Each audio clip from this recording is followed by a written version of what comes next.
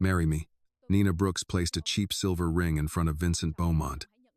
And for the first time that evening, the most feared man in Louisiana looked startled.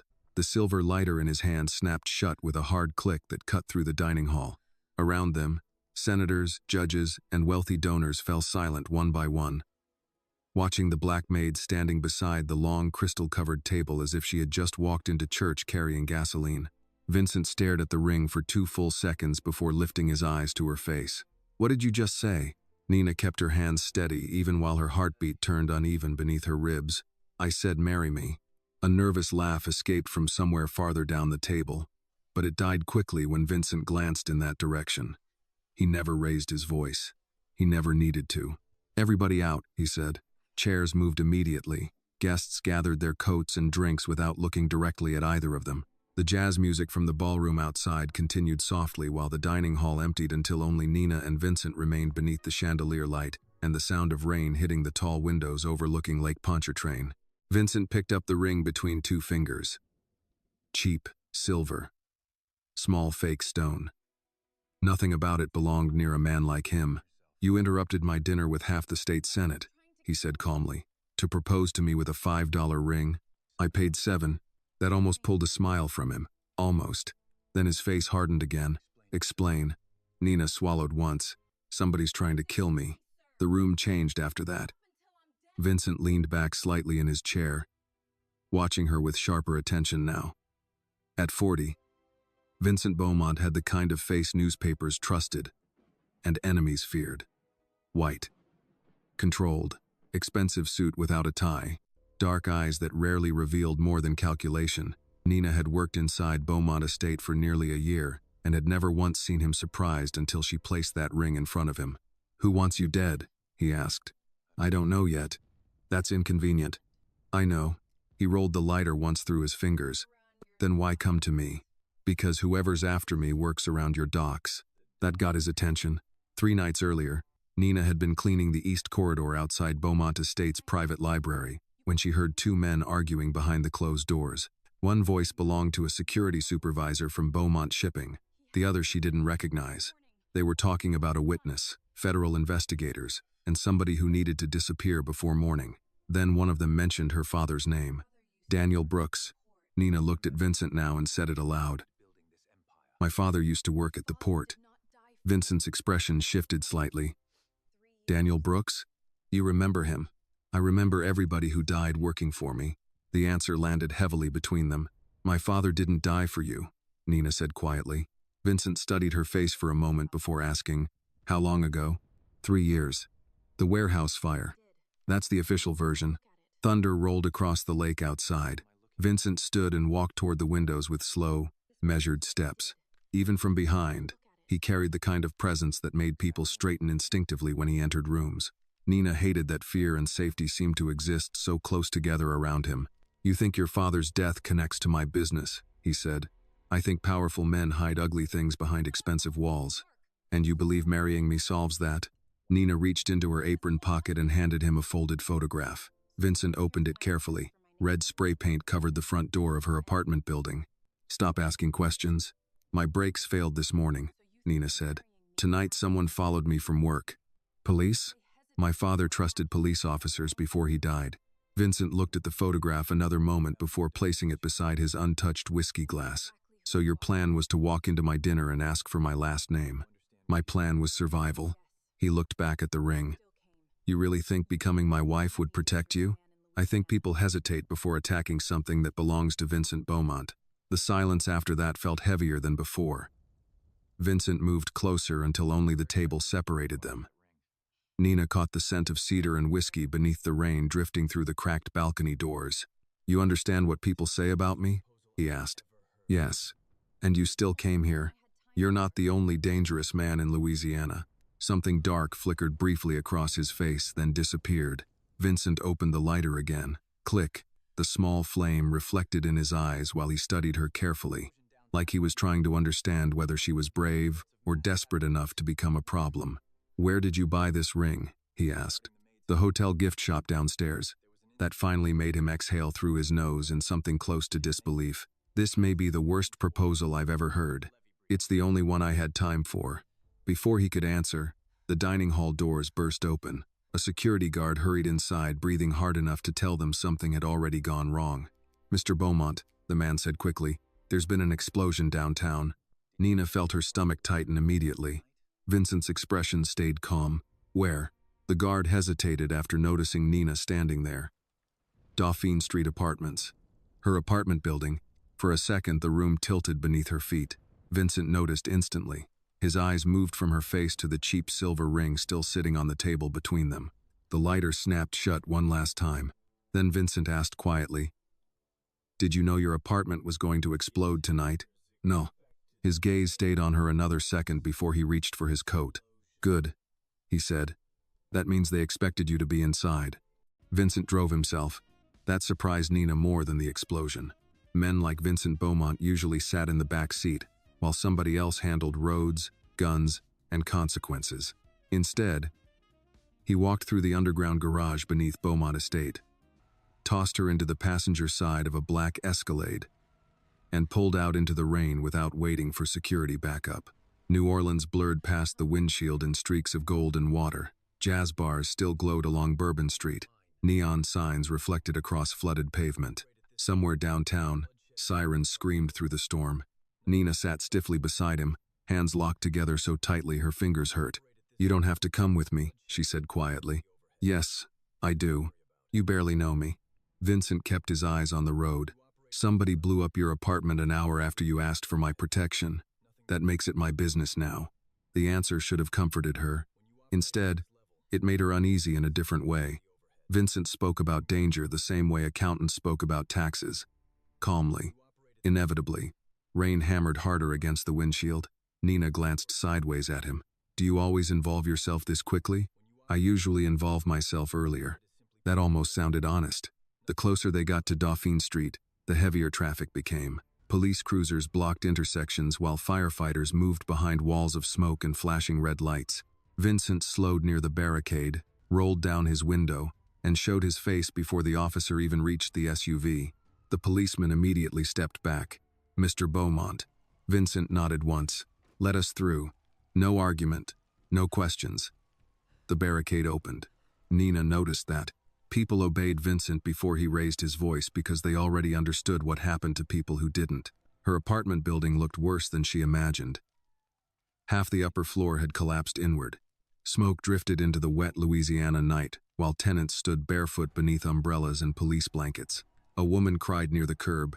Somebody else shouted about a gas leak. Nina stared at the broken windows of what used to be her home. Everything she owned was somewhere inside that smoke. Vincent stepped beside her. "Stay close." She almost snapped back that she could stand alone. But then she saw two men near the ambulance line watching her too carefully. Not neighbors, not firefighters. One reached for his phone the second she arrived. Vincent noticed them too. His expression changed almost invisibly. "Get back in the car," he said. "What?" "Now." The tone ended the conversation before it started. Nina obeyed. Vincent remained outside another minute, speaking quietly into his phone while rain soaked the shoulders of his black coat. One black SUV turned onto the street. Then another. Men stepped out wearing dark jackets and earpieces, spreading naturally through the crowd without attracting attention. By the time Vincent climbed back into the Escalade, the two men near the ambulance line were gone. "You saw them," Nina said. "Yes." "Who were they?" "Not police." "That doesn't answer the question." Vincent started the engine again. "You're still alive. Focus on that first." They drove in silence for several blocks before Nina finally asked the question sitting like broken glass inside her chest. "Did my father work for you?" Vincent rested one hand on the steering wheel. "Everybody at the port worked for me one way or another." "That's not what I asked." "No," he admitted. "It isn't." Lightning flashed over the Mississippi River as they crossed toward the quieter part of the city. Old Southern homes stood behind iron fences and wet oak trees heavy with Spanish moss. Nina watched the rain slide across the passenger window and remembered her father coming home smelling like dock water and engine oil when she was 12 years old. He used to tell her that ports were cities inside cities. Money entered quietly there. So did dangerous people. "He wasn't a criminal," she said. Vincent glanced at her briefly. "I know. You say that too fast." Because your father spent 2 years refusing bribes from men who earned more money in 1 week than most people in Louisiana earn in 10 years. That pulled her attention toward him immediately. You knew him personally? Yes. Then tell me why he died. Vincent's jaw tightened slightly. Not tonight. Anger rose faster than fear now. You don't get to drag me into your car and then decide what I deserve to know. The Escalade slowed at a red light. Vincent looked at her fully for the first time since leaving the explosion. You think tonight is about information, he said quietly. It isn't. Tonight is about whether somebody tries again before sunrise. The light turned green. He drove on. 20 minutes later, the SUV rolled through iron gates taller than Nina's apartment building. Beaumont Estate appeared through the rain beyond rows of oak trees wrapped in pale garden lights. The mansion looked less like a home at night and more like a private government building wealthy enough to ignore laws. Nina stared at it silently. You live here alone? She asked. Not exactly. As if summoned by the answer, the front doors opened before they even reached the entrance. An older black woman stood waiting beneath the chandelier light inside the foyer, arms folded tightly across a flowered apron. There he is, she said sharply the second Vincent entered. Walking around New Orleans during a storm like the Lord stopped making bullets. Vincent removed his wet coat calmly. Good evening, Ruth. It is not a good evening. One of your guards called me crying and said there was an explosion. He exaggerates. Mama Ruth's eyes moved immediately to Nina. Concern replaced irritation so quickly it almost hurt to witness. Oh, honey, that nearly broke Nina apart right there in the foyer. Not because of fear, because nobody had spoken to her gently since the explosion. If Nina's pain touched your heart, please give this video a like. And tell us in the comments where you're watching from tonight. Your city, your state, or even your country. Who knows? Someone living near you might be watching this same story right now, feeling the very same thing. If you're listening right now, tell me where you're watching from in the comments below. And if you enjoy emotional crime stories filled with secrets, loyalty, and hidden truths, don't forget to like this video and subscribe to the channel. Mama Ruth crossed the marble floor and took Nina's cold hands without hesitation. You hurt? No, Mom. You eaten? Nina blinked once. I don't remember. Of course you don't. Mama Ruth shot Vincent an annoyed look. That man would forget food exists if nobody raised him properly. A younger man appeared from the hallway carrying a medical kit and 2 paper bags from a late-night diner. Early 30s. Broad shoulders. Smart mouth already visible in his expression. Elijah, Vincent said. Check the perimeter. Elijah handed over the food first. You know, normal rich people spend evenings golfing. Maybe buying boats. You keep collecting traumatized strangers. Nina almost smiled despite herself. Vincent looked unimpressed. Perimeter. Yes, sir. God forbid we enjoy conversation in this family. Mama Ruth pointed toward the staircase. Second floor guest room's ready. Nina looked immediately at Vincent. Guest room? You're staying here. That wasn't part of the proposal. Your apartment exploded. That doesn't mean I move into a mafia mansion. Vincent stepped closer, lowering his voice enough that only she could hear. You walked into my dining room asking for my name because you believed it would keep you alive. Don't start pretending pride matters more than survival now. The words hit because part of her knew he was right. Mama Ruth sighed softly. Baby, arguing with that man after midnight is like arguing with weather. It changes nothing and ruins your evening. Elijah nodded while opening one of the diner bags. She's right. Last week he stared at a city councilman until the poor man approved 3 construction permits. I heard that, Vincent said. You were supposed to. For the first time all night, Nina saw something shift at the corner of Vincent's mouth. Small, brief, human. Then his phone vibrated. He checked the screen and the softness disappeared instantly. What is it? Mama Ruth asked. Vincent's gaze lifted slowly toward Nina. Somebody accessed Daniel Brooks's old case file tonight. Nina stared at Vincent across the foyer while rain continued hitting the tall windows behind him. What do you mean somebody accessed my father's file? Vincent checked the message again before sliding the phone back into his pocket. 3 minutes ago, somebody entered the records archive at Beaumont Shipping and opened Daniel Brooks' investigation file. Elijah, Mama Ruth said quietly, lock the east entrance. Elijah's expression lost its humor immediately. Already done. Nina felt exhaustion mixing dangerously with adrenaline now. Her apartment was gone. Her father's name had suddenly become important to people willing to bomb buildings, and somehow she was standing barefoot inside a mansion owned by a man half the city feared. Vincent looked at her carefully. "Did your father leave you anything?" "No." That answer came fast. "Because it's true." He studied her another second, then turned toward Elijah. "Double security tonight. Nobody enters this property without my approval." Elijah nodded once and disappeared down the hallway with the easy speed of somebody used to dangerous instructions. Mama Ruth touched Nina's arm gently. "Come eat something before your body forgets how."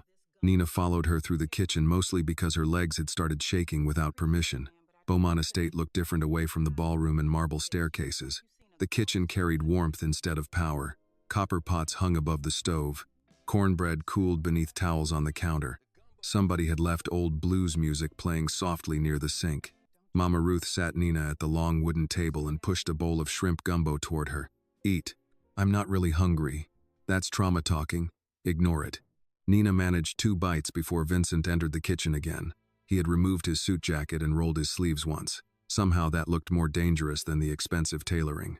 Mama Ruth pointed a wooden spoon at him. "You too." "I'm fine." That wasn't a request.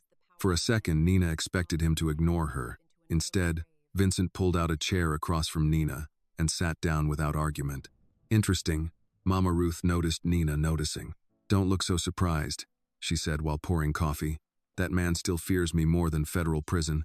Vincent took the coffee without complaint. "You exaggerate. I raised you after your father drank himself into an early grave. I earned the right to exaggerate." Nina glanced up at Vincent automatically. He gave no visible reaction, but something tightened briefly around his eyes. The kitchen settled into quieter conversation after that. Rain, coffee, distant thunder over the lake. For the first time since the explosion, Nina's breathing slowed enough for her thoughts to catch up with her fear. "Why would somebody access my father's file tonight?" she asked finally. Vincent rested his coffee cup against the table. "Because they know you spoke to me. You think somebody inside your company is watching you. I know they are." The honesty in that answer bothered her more than denial would have. Mama Ruth sat beside Nina with a tired sigh. "Daniel Brooks was a decent man. Too decent for doc business." Nina looked at her immediately. "You knew my father too?" "Everybody knew him. Quiet man. Brought me pecans every Christmas because he heard me mention once that I missed Georgia." She shook her head slowly. "People like your daddy believe rules still matter when enough money enters a room. That belief gets expensive." Vincent's phone buzzed again. He read the message and stood immediately. "Elijah found the security footage," he said. "I'll be in the office."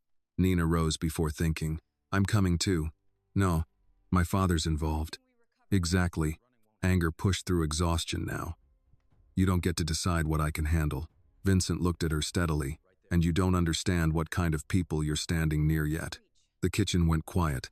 Mama Ruth watched both of them over the rim of her coffee cup like somebody observing weather move toward a storm.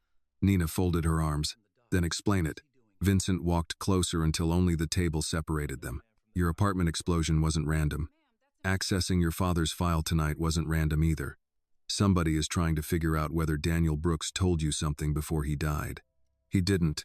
Maybe they don't believe that. The truth settled heavily in her chest because she suddenly remembered something she had not thought about in years. 3 nights before his death, her father came home late carrying a locked metal box. He had hidden it somewhere inside their apartment while believing she slept on the couch. Nina never saw the box again after the fire. Vincent noticed the shift in her face instantly. "What?" "Nothing." That looked like something. She hated how observant he was. Before she could answer, Elijah returned carrying a tablet. "Got the footage." Vincent took it from him. Nina moved automatically to look over his shoulder. The screen showed the archive hallway inside Beaumont Shipping. Grainy black and white security footage. Empty corridor. Midnight timestamp. Then a man appeared wearing a maintenance uniform and baseball cap pulled low. Nina froze. "I know him." Vincent's eyes lifted immediately toward her. "From where?" "He used to work loading cargo near Pier 9 when my father was alive." She leaned closer to the screen. "Name's Marcus Reed. At least that's what people called him." Elijah frowned. "Reed's been dead 6 years." The room cooled around that sentence. Nina looked back at the footage. "That's him." Vincent replayed the clip slowly. The man entered the archive using a security key card, stayed inside exactly 4 minutes, then disappeared from camera range before the footage glitched into static. Elijah, Vincent said quietly, trace every employee connected to Pier 9 between 2018 and now. Already started. Vincent handed the tablet back without taking his eyes off Nina. Tell me everything your father said before he died. I already told you. Nothing. You're lying now. Her temper snapped faster than expected. Maybe I just don't trust you. Something dark crossed his expression, not anger exactly. Recognition, maybe. Like he understood distrust too well to take offense from it. You should be careful with secrets in this house, he said calmly. Secrets tend to become expensive here. Nina stared back at him. You say that like you invented expensive secrets. Elijah quietly muttered, well, this is getting personal. Mama Ruth smacked his shoulder with a dish towel without looking at him. Vincent ignored both of them. Go upstairs and sleep for a few hours. You think I can sleep tonight? No, he admitted, but exhaustion makes people careless. Nina wanted to argue again. Instead, she realized her body already felt half numb from stress and smoke and fear. Mama Ruth touched her shoulder gently and guided her toward the staircase. The guest room overlooked the lake. Large bed, soft yellow lighting, fresh clothes folded neatly across a chair. Somebody had even placed cocoa butter lotion beside the bathroom sink, which told Nina Mama Ruth noticed details most people missed. That woman runs this house, Elijah said from the doorway. Vincent just pays the bills. Nina almost smiled faintly. Does everybody here joke during crises? Only the ones trying not to lose their minds. He started leaving, then paused. For what it's worth, Vincent doesn't bring people here often. That's comforting. No, Elijah admitted. Honestly, it's worse. After he left, Nina locked the bedroom door out of instinct. She showered quickly, changed clothes, and sat on the edge of the bed staring at rain moving across the windows. Too many things no longer made sense. Her father, the docks, Vincent Beaumont knowing more than he admitted, a dead dock worker appearing on security footage. Then she remembered the metal box again. Slowly, Nina stood and crossed toward the old duffel bag Elijah had rescued from the damaged apartment building earlier that night. Most of her belongings were ruined, but inside one hidden pocket sewn beneath the lining, her fingers finally touched folded paper. Her heartbeat stopped. Nina pulled out a yellowed envelope she had not seen since the week of her father's funeral. On the front, written in Daniel Brooks' careful handwriting, were 5 words. If anything happens, trust nobody. A second line sat underneath. Not even Beaumont. Nina read the last line 3 times before lowering the envelope slowly back into her lap. Not even Beaumont. Rain continued tapping softly against the guest room windows, while Beaumont Estates settled into the uneasy silence large houses carried after midnight. Somewhere downstairs, a door closed. Footsteps crossed marble floors. Then quiet again. Nina stared at her father's handwriting until old memories started pressing upward, whether she wanted them or not. Daniel Brooks had not been a dramatic man. He paid bills early, fixed broken shelves without being asked, and believed church shoes should always stay polished no matter how hard the week had been. The idea that he had written those words before dying made something cold move through her chest. A soft knock interrupted her thoughts. Nina? Mama Ruth's voice came through the door. You awake? Nina slid the envelope back beneath the bag lining before opening the door halfway. Mama Ruth stood holding a tray with tea and buttered toast. Couldn't sleep either, she said gently. Nina stepped aside to let her in. You don't have to keep taking care of me. Yes, I do. Mama Ruth placed the tray near the window. That's how decent people survive ugly times. They feed each other. The older woman glanced briefly toward the bag on the bed but asked no questions. Nina appreciated that more than sympathy. You knew my father well? Nina asked quietly. Mama Ruth sat in the armchair beside the lamp, well enough to know he worried too much and smiled too little. A faint smile touched her face. That man loved you hard, though. Used to carry your school pictures folded in his wallet until the edges turned white. Nina looked down at her hands. He ever talk about Vincent? Mama Ruth asked carefully. Not much. That's probably smart. Nina exhaled faintly through her nose. Everybody says things like that around him. Nobody actually explains anything. Mama Ruth folded her hands together. Vincent grew up around men who treated kindness like weakness. His father built Beaumont Shipping by making sure people feared him before they respected him. That kind of upbringing leaves marks. That doesn't explain why my father warned me not to trust him. The room went still after that. Mama Ruth looked at Nina for a long moment. Your daddy wrote that? Nina regretted speaking immediately. Too late now. He left me something before he died, she admitted. A note. Mama Ruth's expression tightened slightly, not with surprise, with concern. You tell Vincent? No. Good. That answer came fast enough to unsettle Nina. Mama Ruth stood slowly and crossed toward the rain-dark window. There are two versions of Vincent Beaumont. The man newspapers write about, and the boy I watched grow into him. I trust one more than the other, depending on the day. That's not comforting. No, Mama Ruth admitted softly. It isn't. Before Nina could ask anything else, shouting rose downstairs. Male voices, fast movement. Mama Ruth turned immediately toward the hallway. Stay here. Nina ignored that instruction within 5 seconds. By the time she reached the second-floor landing, Elijah was already moving through the foyer with a handgun tucked low beside his leg while Vincent stood near the front entrance, speaking sharply into his phone. What happened? Nina asked. Vincent looked up instantly. Why are you downstairs? That's not an answer, Elijah muttered under his breath. You brought home the only woman in Louisiana who talks to you like equal opportunity employment. Vincent ignored him. One of our dock accountants is missing. Nina felt her stomach tighten. Connected to my father? We don't know yet. But you think so? Yes. The honesty landed harder now because she no longer trusted any version of him completely. Vincent ended the phone call and grabbed his coat from the chair near the staircase. I'm going to the port. At 2 in the morning? That's usually when criminals start disappointing me. Nina crossed her arms. I'm coming. No. You keep saying that. Because I mean it. The argument sat between them for half a second before another voice entered quietly from the doorway. She should go. Everyone turned.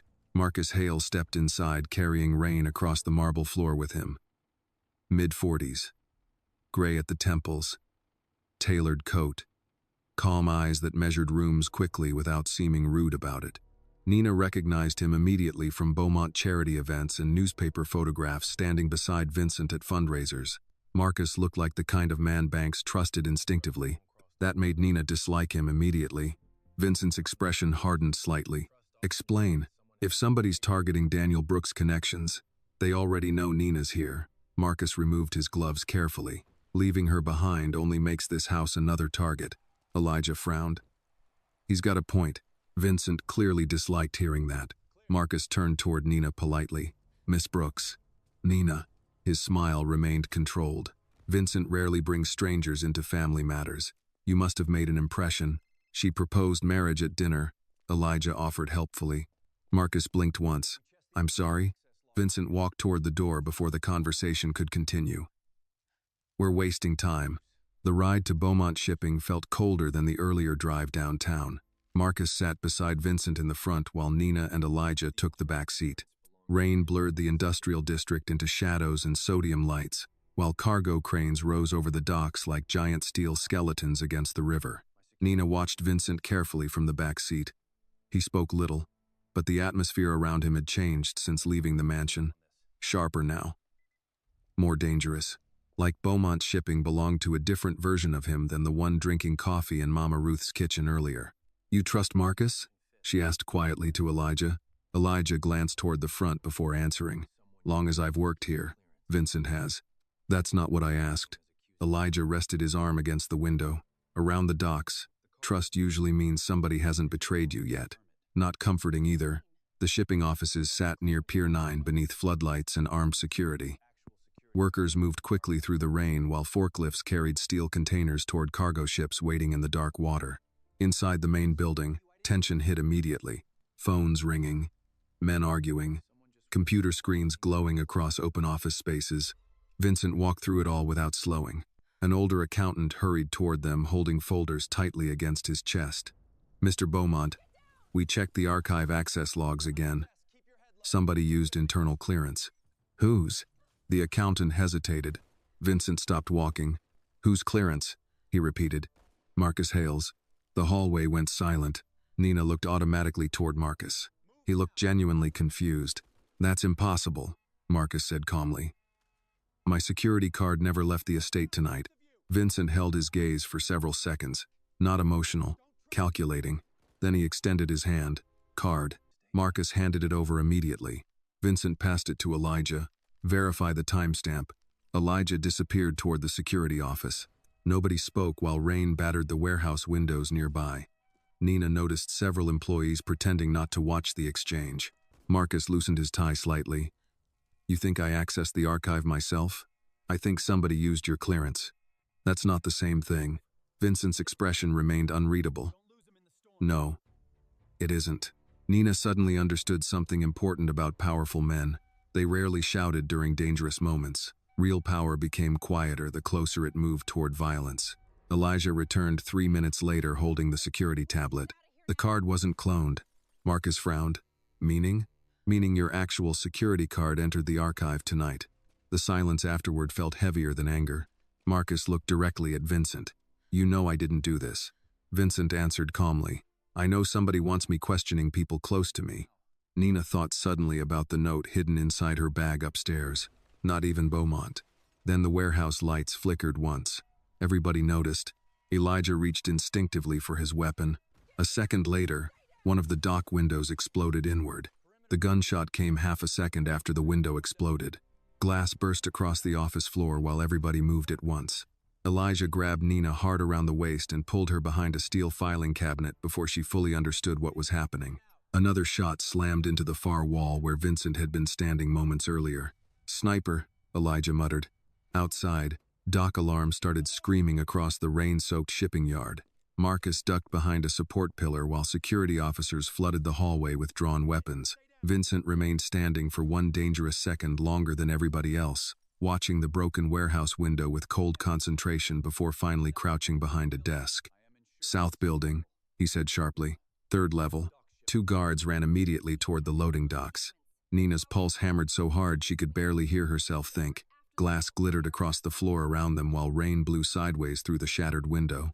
Elijah checked her quickly. You hit? No. Good. Stay down. Another shot cracked through the warehouse. Metal sparked somewhere overhead. Vincent pulled a handgun from beneath his coat with the smoothness of somebody who had spent years expecting violence before breakfast. He glanced toward Marcus. You still think tonight's coincidence? Marcus looked furious now instead of polished. Somebody's trying to split your house apart. They're doing a decent job. The lights flickered again before emergency generators kicked in. Red backup lighting washed across the warehouse offices, turning everybody's faces harder. Nina looked toward Vincent. They're not trying to kill you. His eyes moved to her instantly. They're trying to scare you into trusting the wrong person, she continued. First my apartment, then the file, now this. Marcus studied her carefully. That's a sharp observation. My father taught me to pay attention before speaking. Something unreadable crossed Vincent's face at the mention of Daniel Brooks. A security guard rushed into the office breathing heavily. Shooters gone, vehicle waiting near the south gate. Vincent stood immediately. Alive? Driver escaped. We found this inside the car. The guard handed over a manila envelope. Vincent opened it carefully while Elijah kept Nina low behind the cabinet. Inside sat a single photograph. Vincent stared at it without speaking. Marcus moved closer. What is it? Vincent handed him the photo. Marcus's expression changed slightly for the first time that night. Nina stood despite Elijah trying to stop her. Show me. Vincent hesitated only a second before passing her the photograph. It showed Daniel Brooks standing beside a cargo container at Pier 9 6 years earlier. Beside him stood a younger Vincent Beaumont. Both men looked angry. On the back, written in black marker, he should have told you the truth. Nina looked up slowly. You lied to me. Vincent's jaw tightened. About what? You said my father worked for you. That picture says he worked with you. Those are different things. Not to daughters. The room stayed quiet except for rain and distant alarms from the docks below. Marcus folded his arms. Maybe we should continue this conversation somewhere less exposed. Vincent kept his eyes on Nina another moment before nodding once. We're leaving. The convoy back to Beaumont Estate doubled in size. Black SUVs moved through wet New Orleans streets, while armed security vehicles followed behind them. Nina sat beside Vincent this time instead of Elijah. Neither spoke for most of the drive. The photograph rested between them on the center console. Finally, Nina asked, what was my father involved in? Vincent stared through the windshield. Your father audited cargo manifests at Pier 9. That doesn't explain why someone's shooting at us. Because Daniel Brooks discovered shipments moving through Beaumont shipping that weren't supposed to exist. Nina turned toward him fully now. Human trafficking? Vincent glanced at her briefly. You figured that out fast. My father volunteered weekends at missing persons shelters after Hurricane Katrina. He used to say ports were where desperate people disappeared easiest. Vincent's hands tightened slightly around the steering wheel. What did he find? She pressed. Containers moving through customs without inspection, women transferred between private cargo routes. His voice remained steady, but something colder entered it now. Your father brought evidence to me instead of federal agents. Why? Because federal agents were already getting paid. That answer felt believable enough to make her sick. And you stopped it? I tried. Tried. Not succeeded. Nina looked back toward the rain outside. My father trusted you. Yes. You keep saying things like they should comfort me. Vincent parked briefly at a red light before answering. Comfort hasn't been part of my life for a long time. The words came out simple, no self-pity attached. Somehow that made them heavier. Back at Beaumont Estate, Mama Ruth was waiting in the foyer wearing slippers and holding a shotgun. Nina blinked. Is that loaded? Mama Ruth looked offended. Child, I grew up in Alabama. Of course it's loaded. Even Vincent rubbed a hand briefly across his forehead. Ruth. What? Somebody shot at my house. It's not your house. That's where you're wrong. Elijah nearly choked, trying not to laugh while taking the shotgun gently from her hands. Within minutes, the estate shifted into lockdown. Security checked windows, gates sealed, phones rang downstairs continuously. Nina stood near the library entrance, watching men move through the mansion with controlled urgency. Wealthy houses always looked different during crisis. Less elegant. More honest. Vincent entered the library carrying the photograph and 2 glasses of bourbon. He handed one toward her. I don't drink bourbon. You might tonight. She accepted it anyway. The library smelled like cedar shelves and old paper. Rain tapped softly against the windows, while fireplace light moved across dark wood walls. Vincent loosened his tie slightly before sitting near the fire. Nina remained standing. You owe me the truth, she said. Yes. But truth usually creates more problems than lies. That sounds like something rich men teach their sons. His eyes lifted toward her. No. Rich men teach sons how to survive consequences. Truth usually arrives later. She hated that part of her understood what he meant. Vincent placed the photograph on the low table between them. Your father came to me 6 years ago because he discovered unauthorized shipments moving through Pier 9. Women. Teenagers sometimes.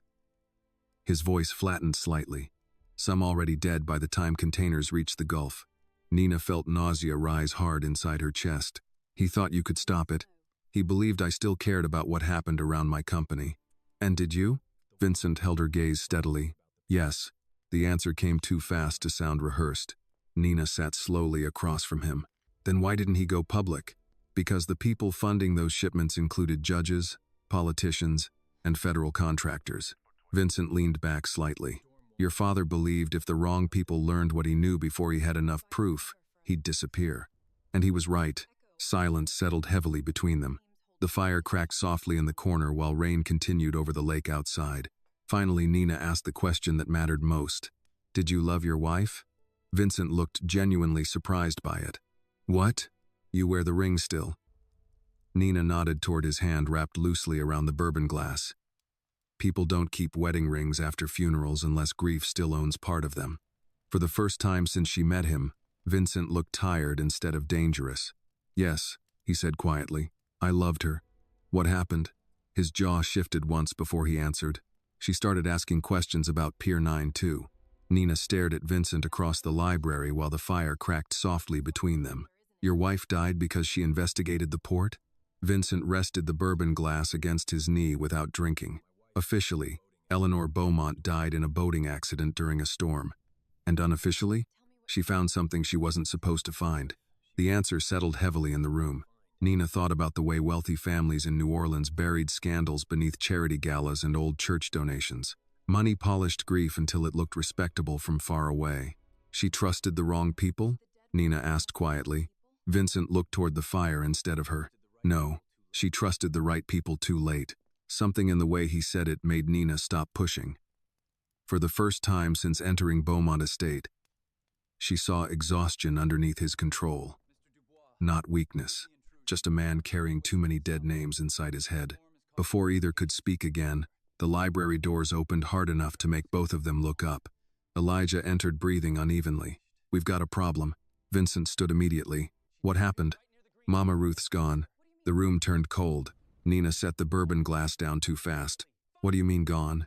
Elijah ran a hand across the back of his neck. "Kitchen staff said she stepped outside 10 minutes ago after getting a phone call. Security cameras lost her near the greenhouse." Vincent moved past him instantly. Nina followed before anyone could stop her. The estate no longer felt warm. Hallway lights reflected sharply across marble floors while security teams moved through rooms speaking low into radios. By the time they reached the greenhouse entrance, rain had started again over the lake. One guard stood near the broken security camera mounted above the side door. Vincent's voice dropped dangerously low. "How long has this been dead?" "Maybe 15 minutes, sir." Vincent looked at the shattered camera once before turning toward Elijah. "Lock every gate." "Already done." Nina scanned the dark gardens beyond the greenhouse windows.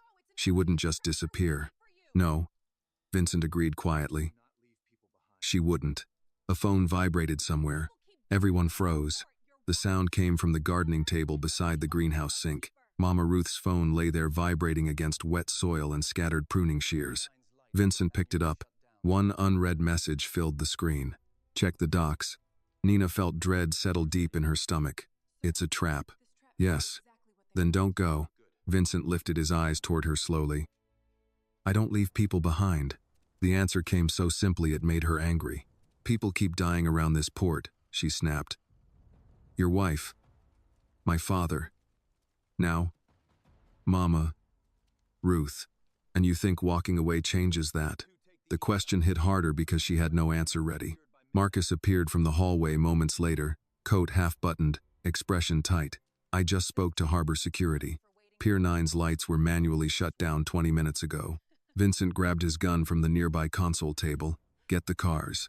Elijah hesitated. "You sure this isn't exactly what they want?" "Yes," Vincent said calmly. "That's why we're going." The convoy reached the docks in under 15 minutes. Rain swept sideways across the empty shipping yard while cranes stood motionless over black water. Half the floodlights remained dead, leaving sections of the port buried in darkness. Nina stayed close behind Vincent as they crossed between stacked cargo containers. Armed guards spread through the yard silently. "Elijah," Vincent said quietly. "East side." Marcus moved toward the loading warehouse while Vincent continued toward Pier 9 with Nina beside him. "You really should have left me at the house," she muttered. "You really should have proposed to somebody less complicated." Despite everything, a short breath escaped her that almost resembled laughter. Then they heard it, a woman screaming. Vincent moved immediately toward the sound. The old loading warehouse near Pier 9 stood partially open, rain blowing through the broken side entrance. Inside, one hanging work light swung slowly above rows of shipping crates. Mama Ruth sat tied to a chair near the center of the room. Nina rushed forward instinctively before Vincent grabbed her arm hard enough to stop her. "Wait." Too late. The warehouse lights exploded on all at once. Men stepped out from behind cargo stacks with rifles raised. At least 8. Vincent pulled Nina behind a steel container as gunfire tore through the warehouse. The sound became deafening inside the metal walls. Elijah and the security team stormed through the opposite entrance, firing back while Marcus dragged Mama Ruth's chair sideways behind cover. Nina crouched beside Vincent with her pulse pounding violently in her throat. "You okay?" he asked without looking at her. "You ask that during gunfights?" "Yes." "That feels emotionally confusing." One shot struck the steel container inches above them. Vincent leaned sideways and fired twice with controlled precision. Somewhere across the warehouse, a man dropped hard against the concrete floor. Nina stared at him. Not the shooting, the calmness. Violence moved naturally around Vincent Beaumont, not because he enjoyed it, because he had survived inside it too long. "Mama Ruth?" Elijah shouted from across the warehouse. "I'm alive," she yelled back furiously. "And somebody better untie me before my knees file complaints." Even Vincent almost smiled at that. Then another gunshot cracked sharply from the upper catwalk. Vincent shoved Nina down just before the bullet shattered the container behind her head. This time she felt his body cover hers completely. Heavy, warm, protective in a way that arrived too instinctively to be calculated. For half a second, neither moved. Then Vincent lifted his head sharply toward the catwalk. Sniper. Marcus fired upward while Elijah circled left through the crates. Nina grabbed Vincent's sleeve before he could move. Don't. His eyes met hers immediately. That's what they want, she said. To separate you. Something flickered briefly across his face. Surprise, maybe. Then, understanding. Before he could answer, a voice echoed from the warehouse speakers overhead. Still saving people, Vincent? Everybody froze. The voice sounded distorted electronically, but old enough to carry confidence instead of panic. Vincent stood slowly from behind cover. Show yourself. A low laugh crackled through the speakers. That's the problem with men like you, the voice continued. You keep believing loyalty matters after power already bought everybody. Nina saw Vincent's jaw tighten slightly. The voice continued. Daniel Brooks believed in loyalty too. Eleanor Beaumont believed in it. Look where that got them. Rage crossed Vincent's face fast enough to feel dangerous. You touch Ruth again, he said quietly. And I'll burn every dock between here and Houston finding you. Another laugh echoed overhead. There he is. Then silence. The warehouse lights suddenly shut off again. Complete darkness swallowed the room. Gunfire erupted instantly. Nina ducked lower beside the container while footsteps thundered through the warehouse. Men shouted. Metal crashed somewhere nearby. Then a hand grabbed Nina violently from behind. She screamed automatically as somebody dragged her backward through the dark. Vincent turned at the sound of her voice. Nina. She reached toward him instinctively just before another shot exploded between them. Vincent fired back immediately, but darkness and moving bodies swallowed everything into chaos. The last thing Nina saw before a hood dropped over her face was Vincent Beaumont pushing through gunfire toward her with the kind of fury that no longer looked controlled at all. Nina woke with pain in the back of her head and the taste of blood at the corner of her mouth. For several seconds she could hear only dripping water and the distant groan of old wood shifting somewhere above her. Then the smell reached her. Dust, mold, burned candle wax, church. She opened her eyes slowly.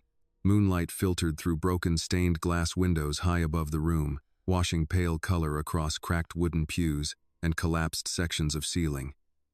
The place looked abandoned for years. Rain tapped softly against the old roof while one weak lantern burned near the altar. Her wrists were tied to a chair. Nina tested the ropes once without panic. Tight, professional. A voice echoed calmly through the darkness. Good. I was getting tired of waiting. She looked up immediately. Marcus Hale stepped out from the shadows near the altar wearing the same rain-dark coat from the docks. Calm, clean, controlled. No mask now. For a second, Nina simply stared at him. You. Marcus gave a small nod. That usually happens when people finally understand things. Anger hit harder than fear. You kidnapped me? I saved you from Vincent Beaumont's version of protection. You had people shooting at us. Yes. And Mama Ruth? Alive. Annoyed. Probably insulting everybody in that warehouse by now. Nina pulled harder against the ropes. You could have gotten people killed. Marcus walked slowly down the center aisle between the pews. People are already dead, Nina. Your father. Eleanor Beaumont. 3 federal witnesses over the last 4 years. He stopped in front of her. The mistake you're making is believing Vincent stood outside that system. He tried to stop it. Marcus watched her carefully after that sentence. That's what he told you? He didn't deny the trafficking. No. Vincent rarely lies directly. Marcus crouched slightly in front of her chair. That's what makes him convincing. Nina stared back at him. Then tell me why you're really doing this. Marcus reached into his coat and removed a folder thick with old documents. He dropped it into her lap. Because Daniel Brooks trusted the wrong man. Nina looked down slowly. Shipping manifests, financial transfers, dock schedules. Every signature at the bottom carried the same name. Vincent Beaumont. Her chest tightened. Marcus watched her reaction quietly. Pier 9 operated for years under Vincent's authority. Nobody moved human cargo through Louisiana without Beaumont protection. He said he tried to shut it down. He tried after Eleanor discovered it. Marcus straightened slowly. There's a difference. Nina wanted to reject everything immediately. Instead, she remembered Vincent's answers from the library. Careful, incomplete, never fully innocent. Marcus walked toward the shattered stained glass window overlooking swamp water beyond the church grounds. Do you know what power does to people after 20 years? He asked quietly. It convinces them survival matters more than morality. Men like Vincent stop asking whether something is right. They ask whether something is manageable. Nina looked down at the documents again. One paper caught her attention immediately. Daniel Brooks's name. Witness recommendation denied. Signed, V. Beaumont. Her stomach turned. Marcus noticed. Your father begged Vincent for protection after discovering the trafficking routes. Vincent refused because exposure would have destroyed Beaumont shipping. No. I watched the meeting myself. Nina closed her eyes briefly. Some people survive by becoming hard. Others survive by staying kind. Mama Ruth's words suddenly hurt differently now. What do you want from me? Nina asked quietly. Marcus looked toward the altar for a moment before answering. There's a gala tomorrow night at Beaumont Ballroom. Politicians, judges, investors. Everybody connected to Pier 9 will be there. His eyes returned to her. I want Vincent exposed publicly before he buries this again. And if I refuse? Marcus smiled faintly. You won't. You sound confident. Because unlike Vincent, I knew your father well. Marcus folded his hands calmly. Daniel Brooks spent his last year alive trying to save women nobody important cared about. You inherited that from him. Before Nina could answer, footsteps echoed somewhere above the church ceiling. Marcus looked upward instantly. One of his men hurried down the staircase from the bell tower. He's here. Marcus sighed softly. Of course he is. Gunfire exploded outside the church less than 2 seconds later. Nina's pulse jumped hard as headlights swept through broken windows. Men shouted outside. Tires skidded across wet gravel. Marcus pulled a handgun smoothly from beneath his coat. You brought him directly to me, Nina snapped. No, Marcus said calmly. Vincent found us because he's predictable where you're concerned. Another burst of gunfire tore through the church entrance. Wood splintered. Marcus's men moved quickly into defensive positions while he stepped behind one of the stone pillars near the altar. Nina, he said without looking back at her. If Vincent reaches you first tonight, ask him one question. Outside, Vincent's voice thundered through the church. Marcus, Nina had never heard him sound like that before. Not controlled. Furious. Marcus looked almost amused. Ask him why Daniel Brooks died 2 days after meeting with him. Then Vincent and Elijah stormed through the front entrance with armed security behind them. Chaos erupted instantly. Gunfire cracked through the old church while stained glass shattered overhead. Marcus's men fired from the balcony level while Elijah returned shots from behind overturned pews. Vincent saw Nina immediately. Everything else disappeared from his attention after that. He crossed the church toward her through flying splinters and gunfire with terrifying focus. Get down, Elijah shouted. Vincent ignored him. One bullet struck the wall inches beside Nina's chair. Stone fragments cut across her cheek. Then Vincent reached her. His hands moved quickly over the ropes, binding her wrists. Are you hurt? Before she could answer, Marcus spoke from behind the altar. Ask him. Vincent froze slightly. Nina looked up at him. Did my father meet you before he died? Silence. Not long, but long enough. Vincent cut the final rope loose. Yes. Did he ask for protection? Another gunshot echoed through the church.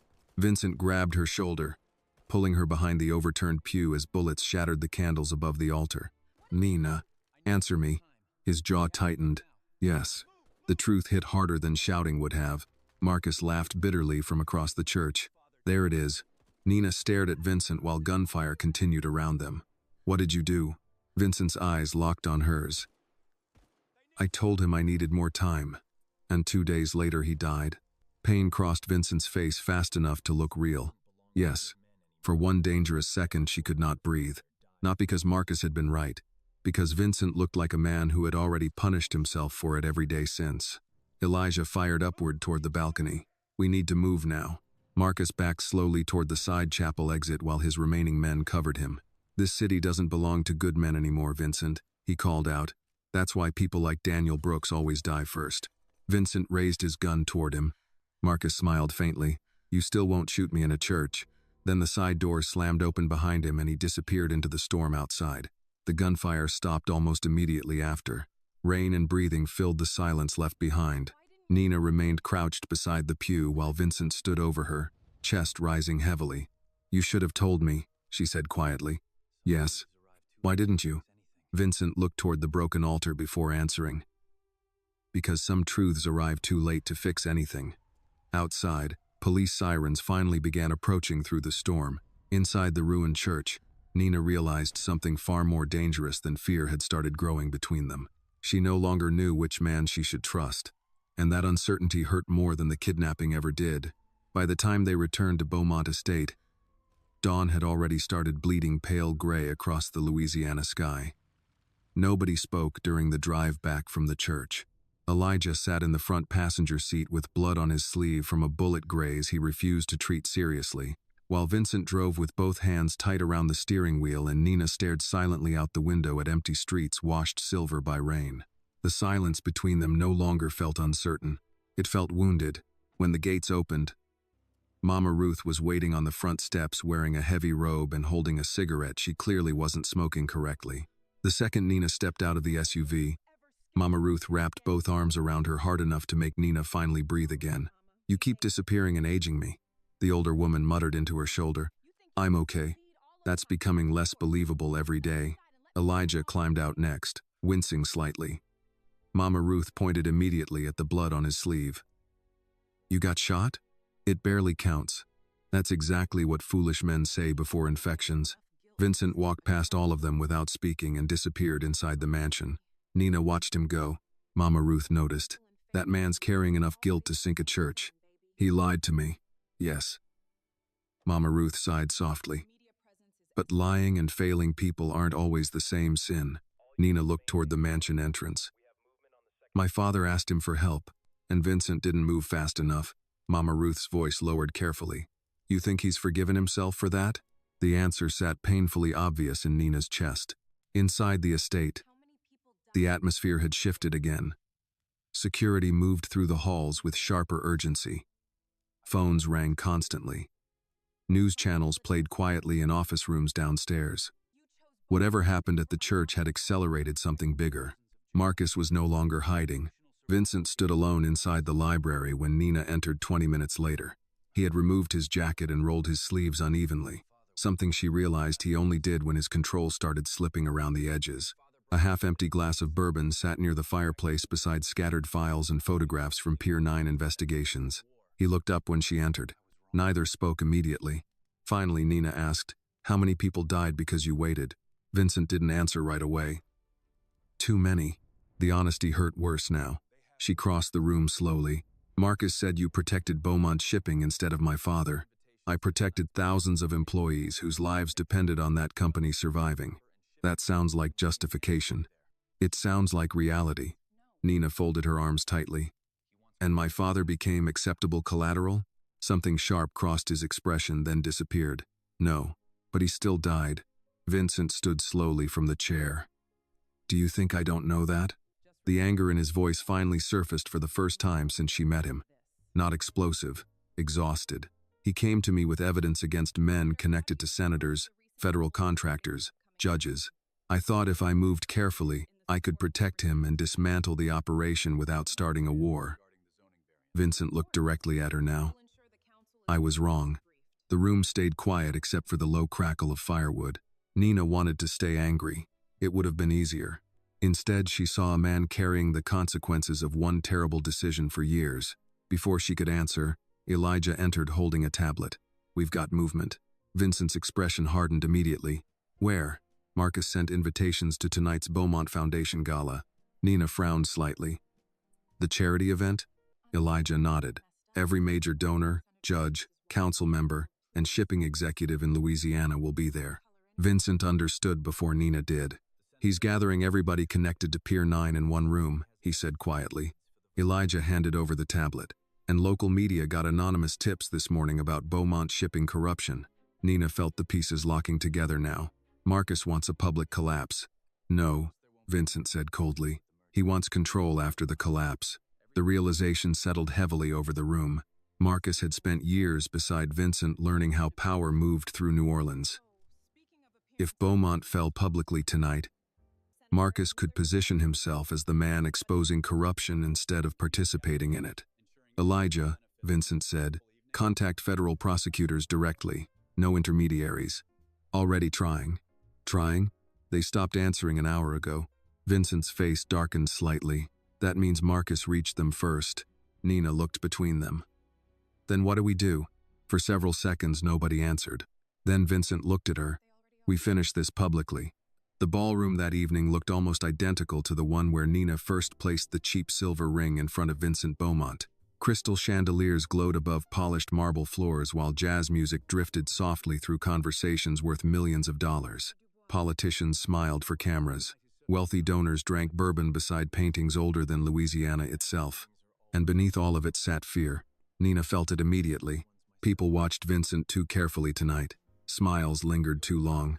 Conversations stopped when he approached. Everybody knew something was coming. Mama Ruth adjusted Nina's black evening dress gently near the ballroom entrance.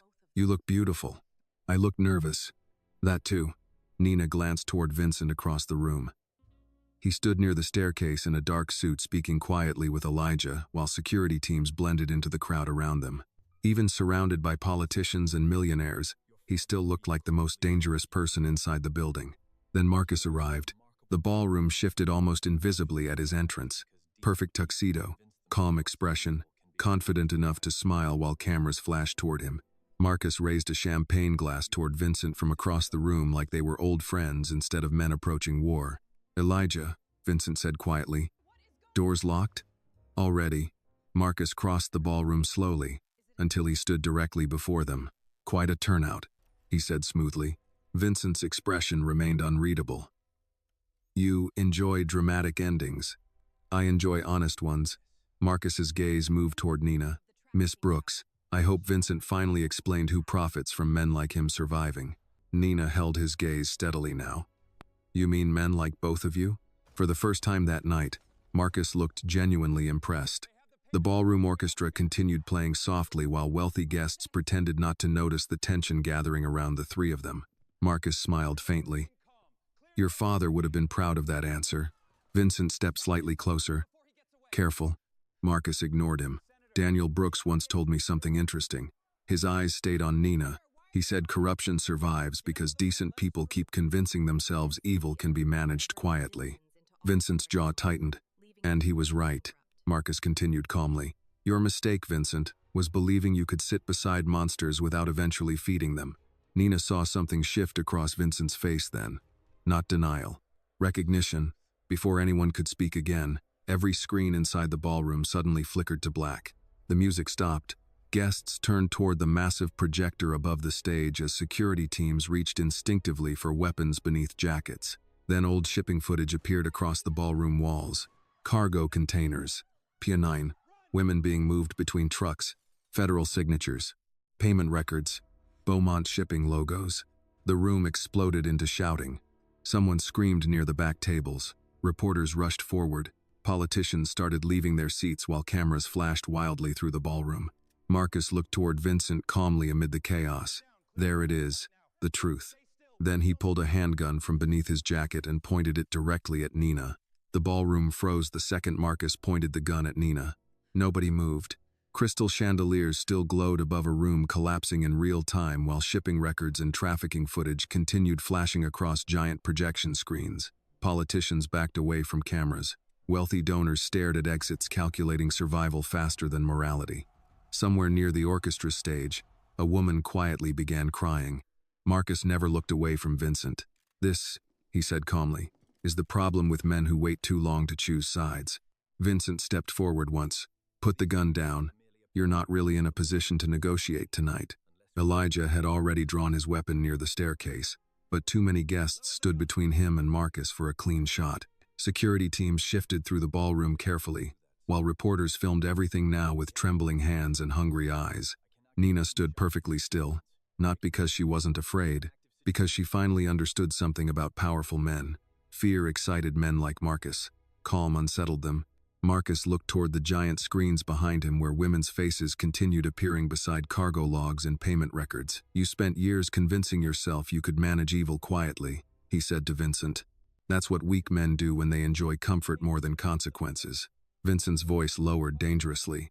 You murdered Daniel Brooks. Marcus smiled faintly. No, I removed a problem after you failed to. The words hit the ballroom harder than the gun. Nina saw it happen in Vincent's face instantly. Not surprise. Confirmation. The last piece locking into place. Marcus continued calmly, almost conversational now. Your wife figured it out before Brooks did, by the way. Eleanor always was smarter than you. That changed something. Not loudly, not dramatically, but Nina saw Vincent Beaumont stop holding himself together. The room felt it too. Elijah muttered quietly under his breath, "Oh, that was a mistake." Marcus noticed too late. Vincent moved before anyone else could react. 1 second he stood beside the staircase. The next he slammed into Marcus hard enough to send both men crashing across the ballroom floor while the gun fired wildly into the ceiling. Guests screamed and scattered as tables overturned and crystal shattered beneath running feet. Elijah immediately grabbed Nina and pulled her behind the marble bar near the orchestra stage. "Stay down." Gunfire exploded somewhere near the entrance. As Marcus's remaining men opened fire trying to reach him, Beaumont's security returned shots instantly. The ballroom transformed from charity gala into war zone within seconds. Nina crouched low behind the bar while people ran past screaming in tuxedos and evening gowns. Above them, the projector screens continued playing evidence nobody could stop now. Vincent and Marcus fought brutally across the ballroom floor between broken chairs and shattered glass. No elegance left. No polished, wealthy masks. Just two men carrying years of betrayal inside their fists. Marcus slammed Vincent into a banquet table hard enough to collapse it. "You still don't get it," he snarled. "Men like us built this city." Vincent hit him back with enough force to send blood across Marcus's mouth. "No," he said coldly. "Men like you poisoned it." Another gunshot cracked through the ballroom. Elijah cursed suddenly beside Nina and grabbed his shoulder. Blood spread quickly across his sleeve. "You're hit." "I noticed." Even injured, Elijah kept firing toward the ballroom entrance where federal agents finally stormed inside shouting commands. "Federal agents, drop your weapons." Nobody listened immediately. Marcus saw the agents entering and understood the same thing Vincent already had. The empire was finished. He reached suddenly toward the fallen handgun near the broken stage. Nina saw it before Vincent did. "Vincent!" Vincent turned just as Marcus grabbed the weapon and fired. The shot echoed through the ballroom. Then silence hit strangely fast. Vincent staggered backward. Nina's chest stopped. For one terrible second she thought Marcus had shot him. Then Marcus himself collapsed to his knees. Blood spread darkly through his white dress shirt. Behind him stood Mama Ruth holding Elijah's handgun with both hands shaking violently. The entire ballroom stared at the 63-year-old woman in house slippers and a floral shawl. Mama Ruth lowered the gun slowly. "I am too old," she announced breathlessly, "for white men ruining my evening every 5 minutes." Even Elijah laughed once through the pain. Marcus looked up weakly toward Vincent from the ballroom floor. "You think exposing this fixes anything?" Vincent stood over him breathing hard. "No." "Then why do it?" For several seconds Vincent said nothing. Then his eyes shifted toward Nina across the destroyed ballroom. "Because somebody decent finally forced me to look at myself honestly." Marcus followed his gaze toward her and smiled faintly despite the blood at his mouth. "That Maid?" he whispered bitterly. "You burned everything down for her?" Vincent answered without hesitation. "She reminded me I still had a soul worth saving." Marcus let out one final broken laugh before federal agents pulled him into handcuffs beside the shattered ballroom stage. Outside, sirens flooded Beaumont Estate from every direction. Inside, nobody important looked powerful anymore. Judges sat trembling beside broken champagne glasses. Politicians avoided cameras while federal agents seized phones and documents. Reporters moved through the wreckage like scavengers smelling history. Nina crossed the ballroom slowly toward Vincent while paramedics treated Elijah near the staircase, and Mama Ruth loudly argued with an FBI agent about firearm permits. Vincent looked exhausted now, not physically, spiritually. "You got shot?" Nina asked quietly. He glanced down toward the blood across his side. "Apparently, that's not a normal answer. Tonight stopped feeling normal hours ago." She looked around the destroyed ballroom. "You think any of this can actually be repaired?" Vincent followed her gaze slowly. "Not completely." The honesty in that answer felt different now, cleaner somehow. Federal agents approached moments later requesting statements, while photographers crowded behind police barricades outside the estate gates. The rest of the night dissolved into interviews, arrests, and headlines already spreading across every news station in Louisiana. By sunrise, Beaumont shipping stock had collapsed. By noon, 3 judges resigned. By evening, Federal investigations reached Washington, and for the first time in years, nobody protected Pier 9 anymore. 3 months later, New Orleans felt quieter, not cleaner. Cities like New Orleans never became clean completely, but quieter. Beaumont Estate no longer carried armed guards at every hallway entrance. The gates remained open during daylight hours. Construction crews repaired damaged sections of the ballroom while lawsuits and investigations continued swallowing the Beaumont name across national television. Vincent accepted most of it without fighting. That surprised people most. Nina spent her mornings restoring the old St. Michael Church outside the city where the kidnapping happened. The parish hired her officially after learning she once studied restoration work before money forced her out of college. She repaired damaged wood, cleaned smoke-darkened paintings, and reopened stained glass windows that had stayed boarded shut for years. Healing old things suited her. One warm Louisiana afternoon, she stood on a ladder carefully restoring gold leaf around the church altar when footsteps echoed softly behind her. She already knew who it was. "You missed a spot," Vincent said. Nina glanced down toward him. "That's because you're distracting me." He looked healthier now. Still dangerous. Still Vincent Beaumont, but something harder around his eyes had finally loosened. The wedding ring was gone from his hand. The silver lighter remained. He held it less often these days. "How's Elijah?" she asked while climbing down carefully. "Annoying again. Doctors say that means recovery." "And Mama Ruth?" She threatened 3 senators before breakfast. "That sounds healthy too." A small smile touched Vincent's face before fading again into something more serious. He reached into his coat pocket slowly. Nina recognized the cheap silver ring immediately. The same one from the ballroom. "I kept it," he said quietly. "You laughed at it." "I laugh at lots of things that scare me." That answer felt honest enough to hurt a little. Sunlight moved softly through the restored stained glass windows, while distant church bells echoed outside across the Louisiana afternoon. Vincent looked around the repaired chapel slowly before speaking again. "You know what the strange part is?" "What?" "I spent years trying to protect this city with money and fear." His eyes returned to hers. "Turns out shame accomplished more." Nina folded her arms lightly. "That almost sounded wise." "Don't repeat it.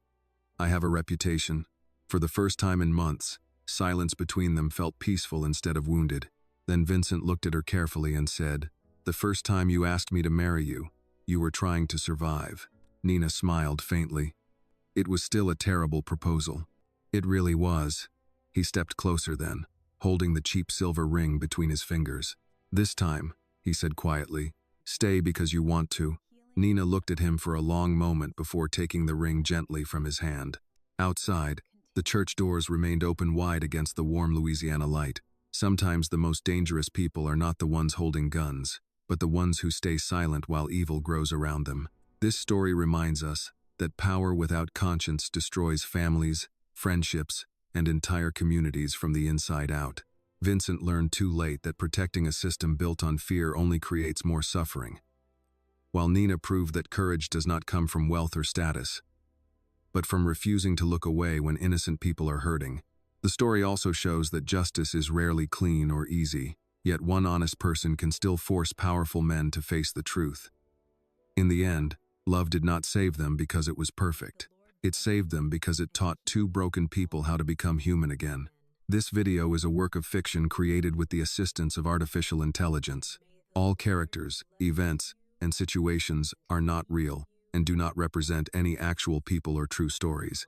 The content is intended for storytelling and emotional illustration only.